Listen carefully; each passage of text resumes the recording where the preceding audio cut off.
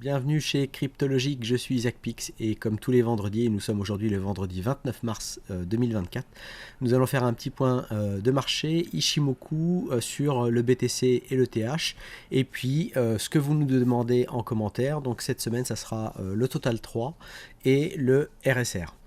Donc on va rapidement aller voir les graphiques. Si vous nous avez suivis sur Twitch le mardi, donc ZS a fait toute une analyse sur le Bitcoin, très intéressante, que je vous invite à voir en replay, et que nous avons extraite du live et publiée sur le YouTube Cryptologique. Donc ça c'était la situation de mardi, et moi je fais l'étude du scénario à partir du vendredi pour voir un petit peu comment le plan se déroule par rapport à ce que ZS nous a exprimé. Donc on va passer assez rapidement sur les graphiques et déjà sur une première information sur notamment les expirations au niveau des options qui intervient aujourd'hui. Donc chaque dernier vendredi du mois on a des expirations d'options et on a en fait aujourd'hui un niveau d'intérêt ouvert sur les options qui est assez important. On est sur un peu plus de 9,5 milliards et 26 milliards au total. Donc on a 9,5 milliards sur Deribit, qui est le leader incontesté, mais on a 26,3 milliards, donc on a un niveau d'options et d'intérêt ouvert beaucoup plus important que les mois précédents, puisqu'on était sur les mois précédents de l'ordre de 3,74 milliards et de 3,72 milliards voilà pour janvier et février. Donc on pourrait avoir un retour de volatilité éventuellement aujourd'hui. On sait aussi qu'on a un discours de Powell ce soir heure française à 16h30, donc qui pourrait amener de la volatilité sur le Bitcoin. Donc vous retrouverez d'ailleurs sur Deribit, sur le Twitter, les niveaux avec le max pen price à 50 000. Est-ce qu'on ira chercher, le niveau est très très loin, donc est-ce qu'on ira chercher ces niveaux, ou est-ce qu'on ira chercher les 60 000 ou les 58 000 dans un scénario qu'on a évoqué avec ZS mardi.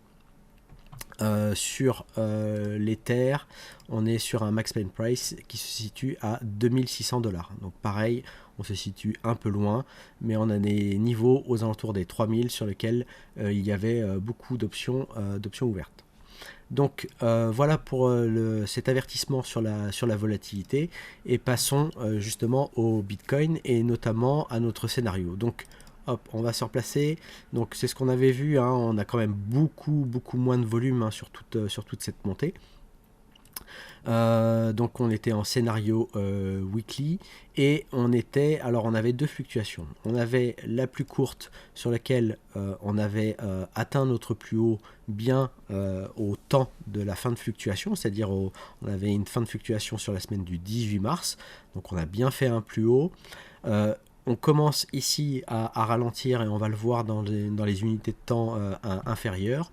Et on avait sinon un plan qui était plus long, donc qui peut laisser de l'espace au Bitcoin pour éventuellement corriger et continuer à repartir. Hop, je vais juste me replacer pour qu'on ait les bonnes dates, voilà, avec l'indicateur ici cryptologique ondulatoire, avec une fin de fluctuation qui interviendrait au 1er juillet et avec des niveaux qui pourraient être encore sur des plus hauts en target aux alentours du 29 avril. Donc voilà, chose vraiment à observer.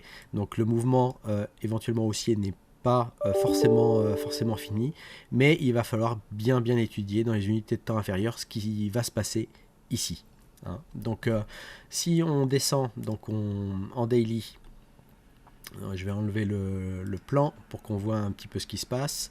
Voilà, en daily, on est quand même avec la Shinku qui est bien restée au-dessus des prix. On avait des lignes qui étaient toujours bien orientées. On a eu quand même un croisement ici du Kinkoyo sur une très petite période de temps. On a eu en fait le discours de Powell qui avait impulsé de nouveau des bougies de hausse, et on avait une Shinku qui longe encore bien les prix. Alors si elle arrive au contact des prix et qu'elle traverse les prix, on pourrait avoir en fait ici un éventuel ralentissement plus important.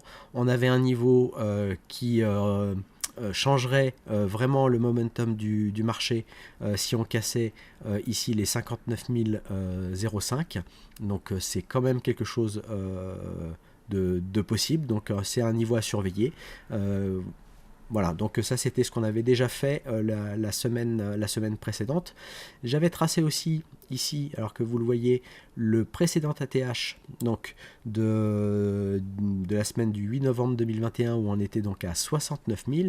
Et ce que vous remarquez, et si jamais je zoome un peu plus, c'est que sur aucune des bougies qu'on a pu faire, on est venu clôturer au-dessus de ce niveau. Donc pour l'instant, c'est un niveau qui est tenu par les vendeurs.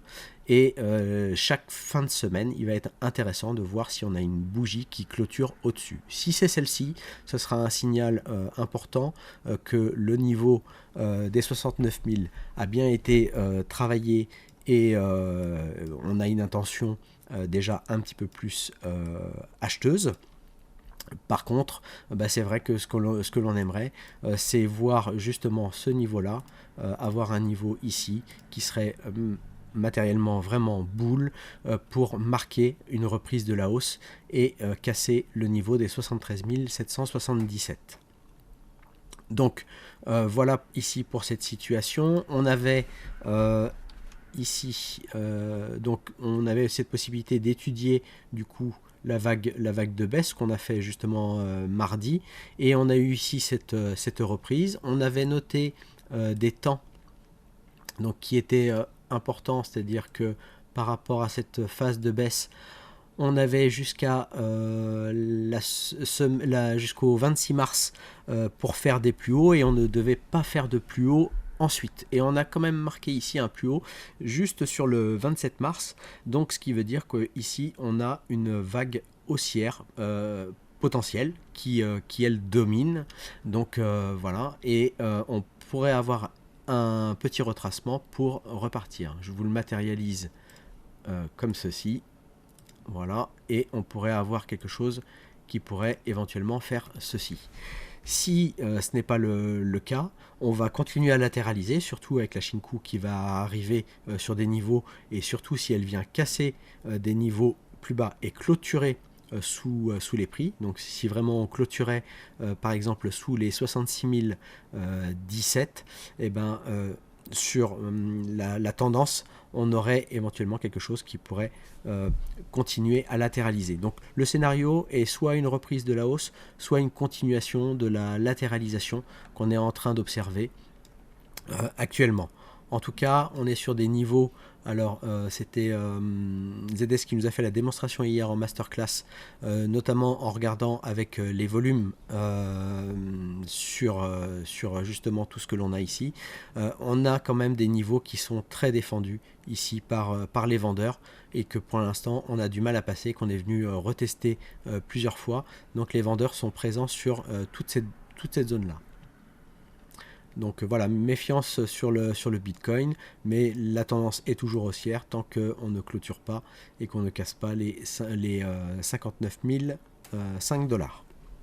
Donc si on descend sur le 4 heures, voilà, donc ici on va regarder ce que l'on avait fait. Donc en termes de temps, ici on avait fait une continuation. Donc on a une grande vague haussière. Je vais matérialiser ça ici comme ceci. J'ai plusieurs points A possibles. J'ai ce point A là, donc on pourrait faire un plus bas jusqu'à 17h et éventuellement réimpulser une hausse. Donc ça, ce qui serait sain. On a aussi ce point bas ici. Donc si jamais je vous matérialise, ça sera peut-être quand même plus clair pour vous. Voilà, on a ceci, d'accord, et puis après le tout c'est de savoir ce que l'on fait, ou alors on a cette fluctuation là, ou alors on va avoir celle-ci, et en dernier celle-ci. Donc en regardant les temps les plus courts, ça nous permet de voir si on a une reprise éventuellement de la hausse, et on n'écarte pas bien évidemment la possibilité d'une baisse, mais pour l'instant on n'a pas matérialisé de vraies belles vagues baissières ici. On pourrait être plutôt proche d'une latéralisation sur du 4 heures possible, et On n'a toujours pas encore le Kinkoyo qui a croisé, le Kumo est toujours ici haussier, donc ça va être assez important. On va avoir notre Kijun qui devrait impulser donc sur les coups de 17h, entre 17h et 21h, un momentum éventuellement de hausse, à voir comment le prix réagit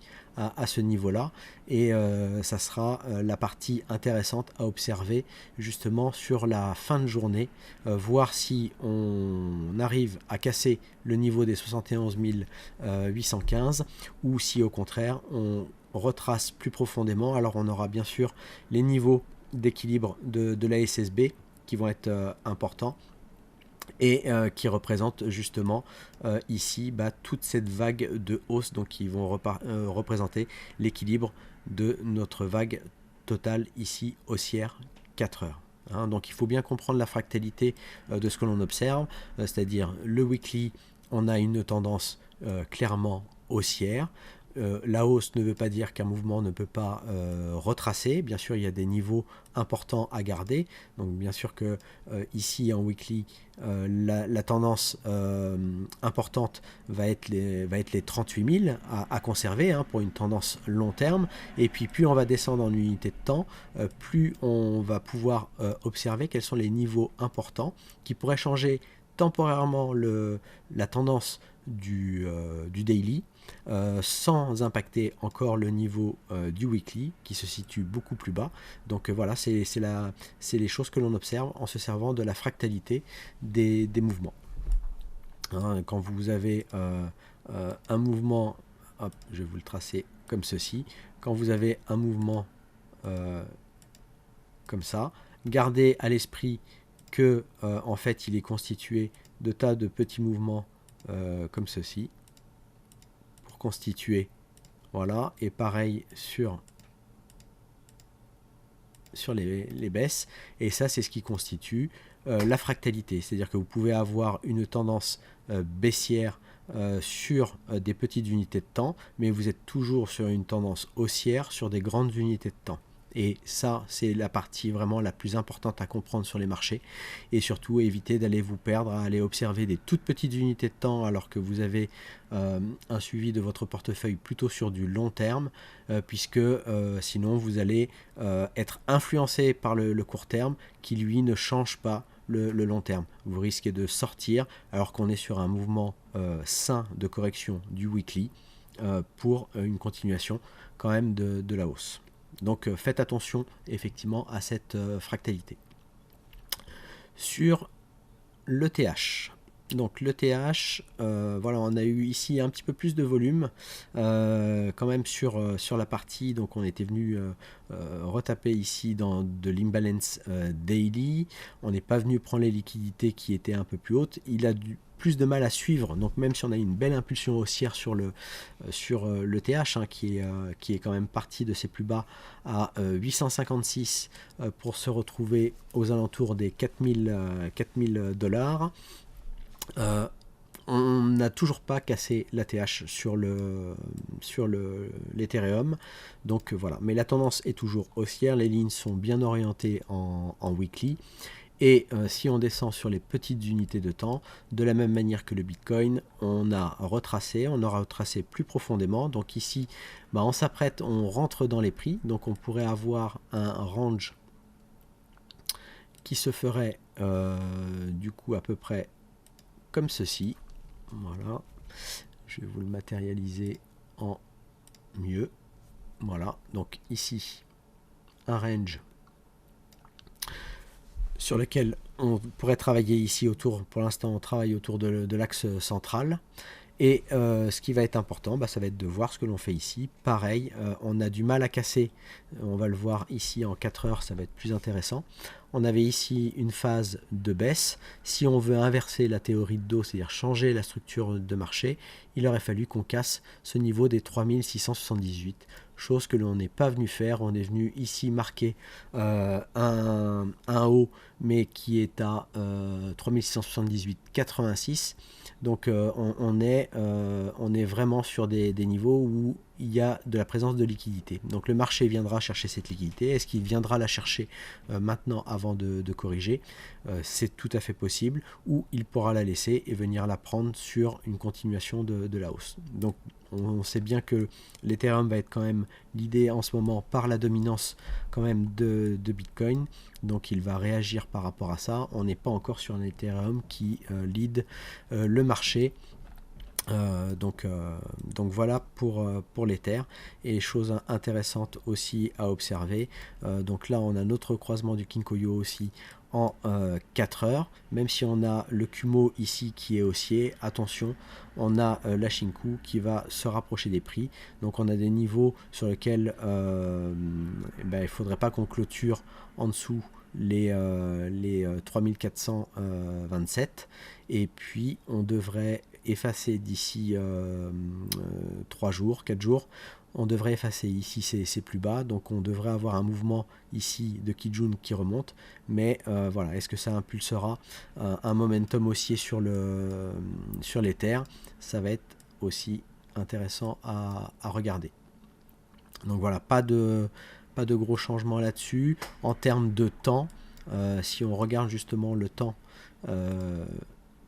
pour cette phase, voilà, donc on voit que ici on est bien dans le temps d'une possible baisse. Donc si je devais matérialiser sur une baisse éventuellement plus profonde de l'Ether, je viendrais placer mon ondulatoire comme ceci.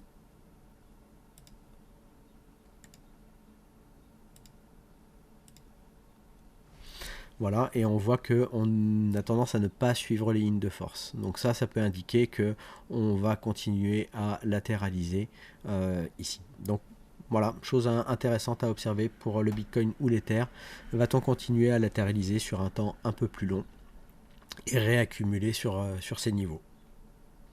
Alors vous nous avez demandé en commentaire, notamment sur la vidéo de ZS, sur son analyse du Bitcoin, le RSR. Le RSR, voilà, qu'on va observer ici.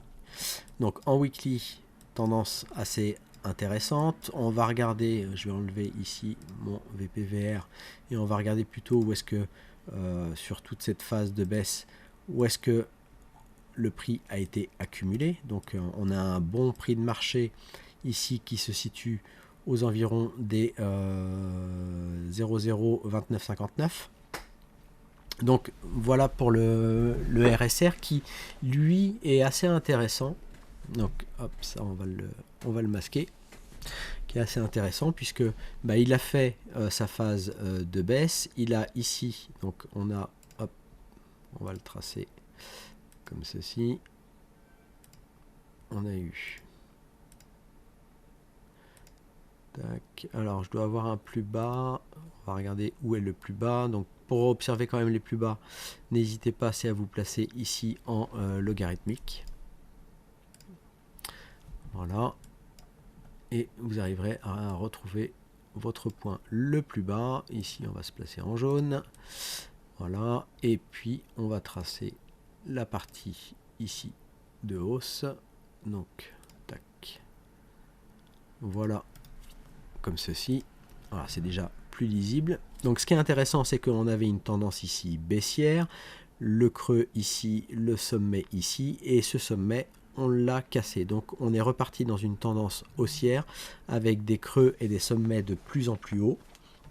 Donc intéressant sur la dynamique de nouveau haussière là du RSR, qui s'est extrait du Kumo.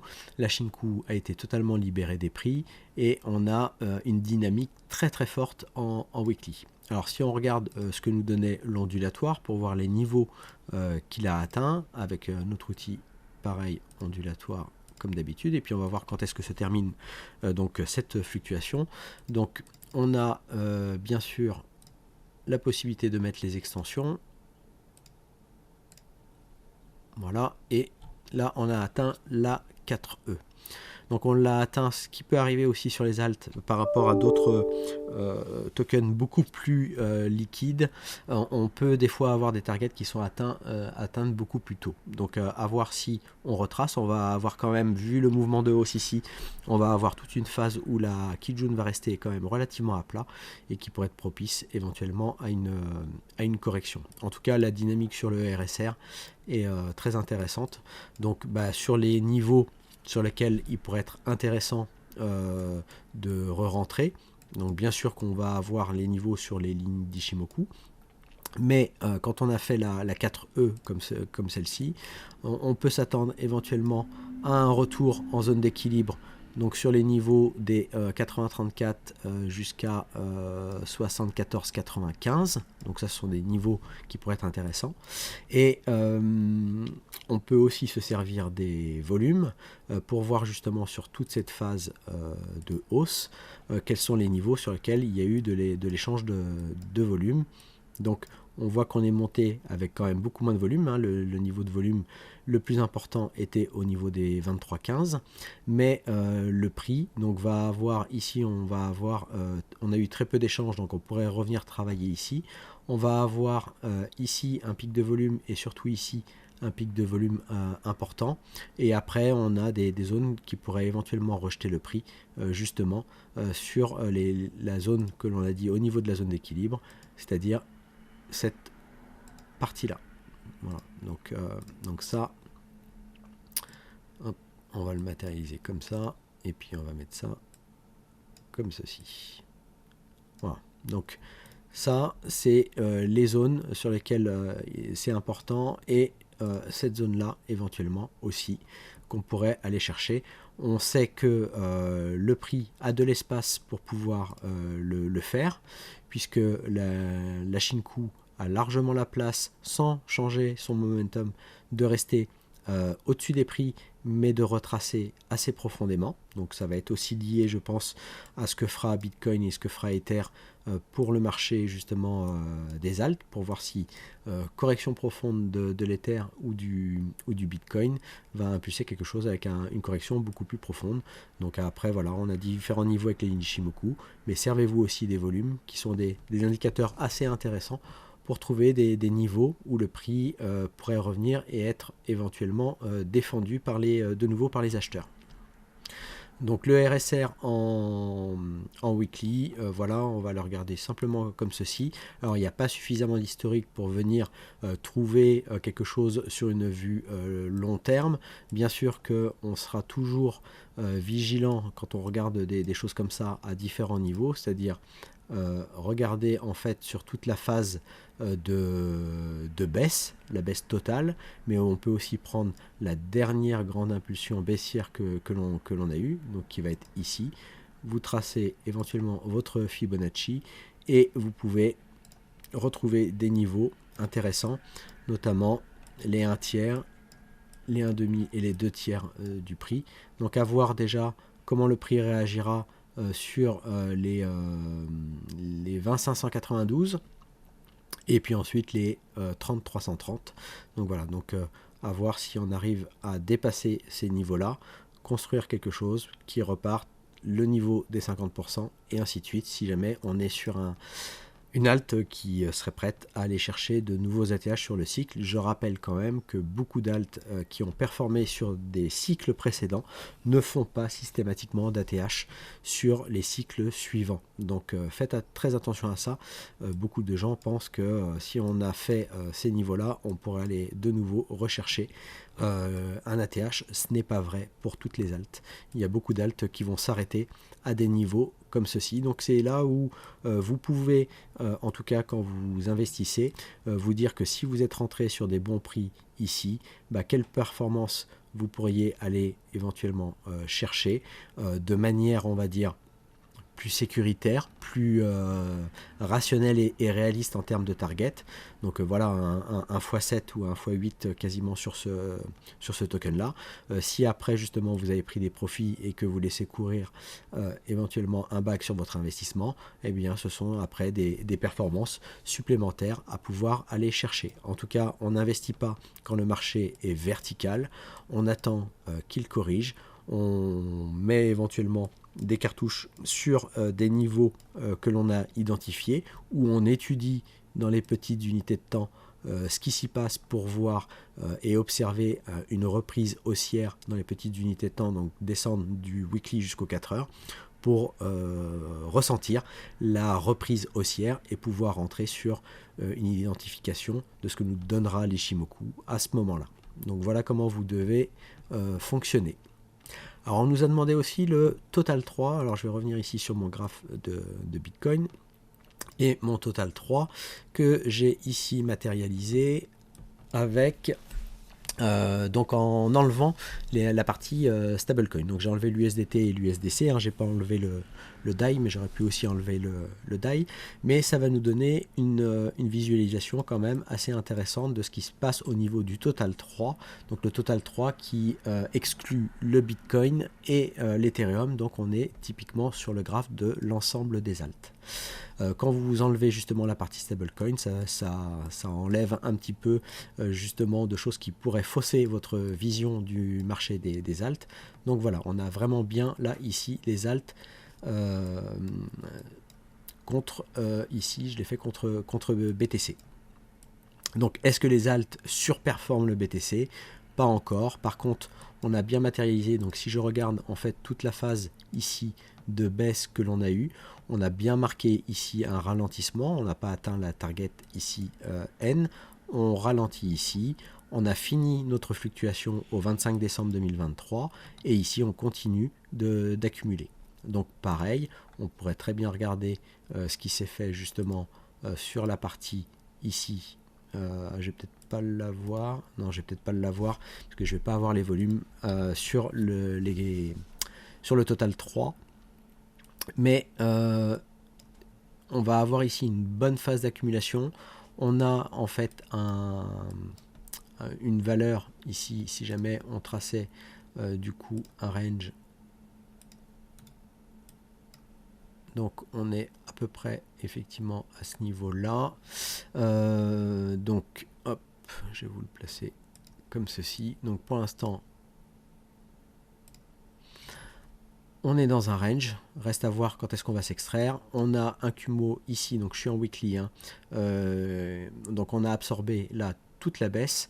On a pour l'instant une configuration des lignes. Donc la Tenkan pourrait passer haussière et donc on pourrait avoir une impulsion haussière aux environs aussi du 29 avril. Donc voilà, date intéressante dont on a déjà parlé aussi sur le Bitcoin. Ce qui est intéressant ici, c'est qu'on a quand même une belle vague haussière. Voilà, on a ici une belle vague haussière. Au niveau du temps, donc c'est là où il faut se méfier, c'est qu'on a quand même encore la possibilité d'être sous l'influence ici de cette baisse. Donc ici on ne l'a plus. Si on fait des plus hauts après cette date, ce serait intéressant pour se dire que l'on n'est plus du tout sous cette influence ici baissière sur les alts. Donc voilà, on n'est toujours pas en alt season. Certainement que la alt season interviendra dans quelques semaines ou quelques mois à partir du moment où le prix arrivera à s'extraire du nuage. En tout cas, on a une configuration avec la Shinku qui est plutôt bien placée. Donc voilà sur le weekly sur les altcoins. Si on descend vraiment par exemple sur du 4 heures pour observer ce qui s'y passe, donc on voit bien ici sur la partie tout le mois de mars, hop, on va effacer ceci, voilà, sur toute la partie du mois de mars on voit bien les différentes phases de hausse qu'on a pu avoir. On a quelque chose quand même de moins prononcé que ce qu'on a eu les temps précédents avec des alts comme le Solana, comme l'Avax qui ont performé et aussi tous les mêmes coins. Mais on est toujours dans une situation quand même haussière sur le daily et ici quand même on a tendance à ralentir.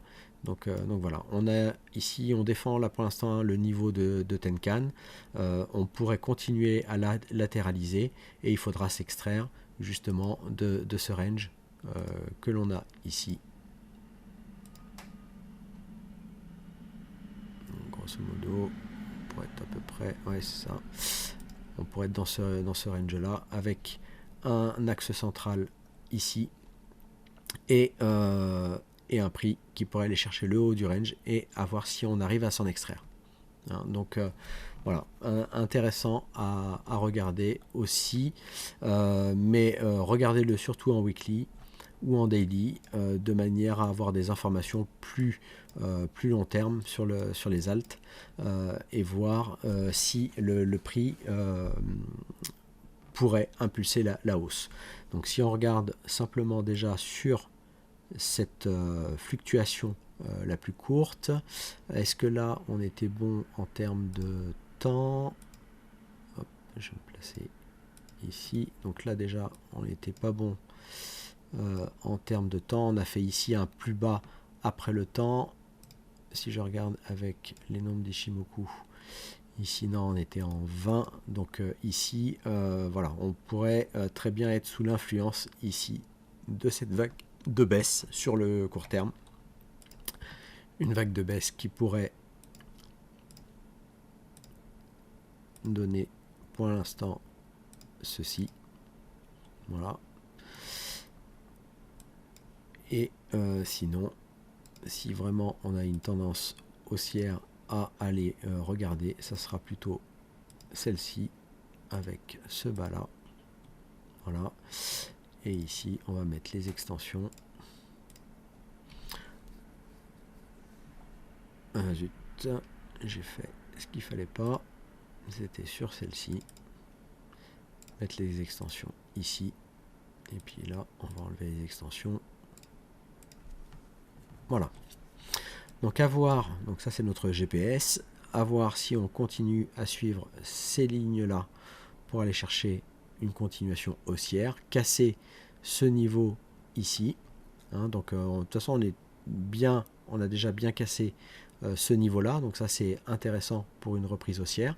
Maintenant il faudrait qu'on casse ce sommet-là pour marquer et valider ce creux ici. Tant qu'on n'a pas cassé ce sommet, on ne valide pas un creux.